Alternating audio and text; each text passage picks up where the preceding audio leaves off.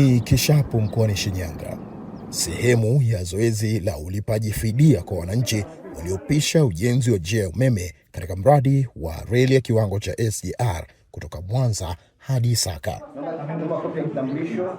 Fidia yenye thamani ya shilingi za Kitanzania bilioni 3.6. Awamu hii ya zoezi ikitekelezwa hapa Shinyanga, Simiyu na Mwanza, timu mbili za wataalamu zikifanya kazi hii. Katika timu hii tunashughulika zaidi na mkoa wa Shinyanga ambao una watu takriban 1208 walioafektika na mradi huo. Na katika watu hao 1208 wanapatikana katika wilaya 3 ambao ni Shinyanga vijijini, Shinyanga mjini pamoja na wilaya ya Kishapu. Viongozi wana mchango mkubwa kama kiunganishi kati ya wataalamu na wananchi wanaolengwa na zoezi hili. Wengine sio waelewa, kwa hiyo tunajitahidi sisi kama viongozi kuwaelimisha. Kwa mfano, sasa hivi wako wanachukua cheki. Mtu mwingine anaona kwamba kama hajalipwa pesa yake, amepewa makaratasi. Kwa hiyo unajitahidi kama kiongozi kumuelewesha kwamba hii cheki ndo pesa yako halali.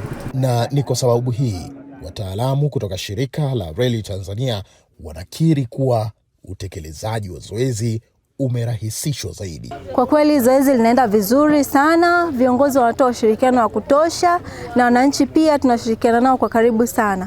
Kila vijiji tunavyoita wananchi waje kwa ajili ya kuchukua malipo yao wanajitokeza kwa wingi, na ambao hawajitokezi unakuta ni wale wenye changamoto ndogo ndogo kama watu wa kufuatilia mirathi au mtu ambaye alikuwa na mgogoro, tunasubiri mgogoro wake uishe ili apatiwe pesa zake, ambao ni wachache sana. Ila katika hao tuliowataja 1208 wanaolipwa ni wengi zaidi, takriban 90%. Katika kuhakikisha usalama wa stahiki za walengwa wa zoezi, huduma za kibenki zimesogezwa karibu.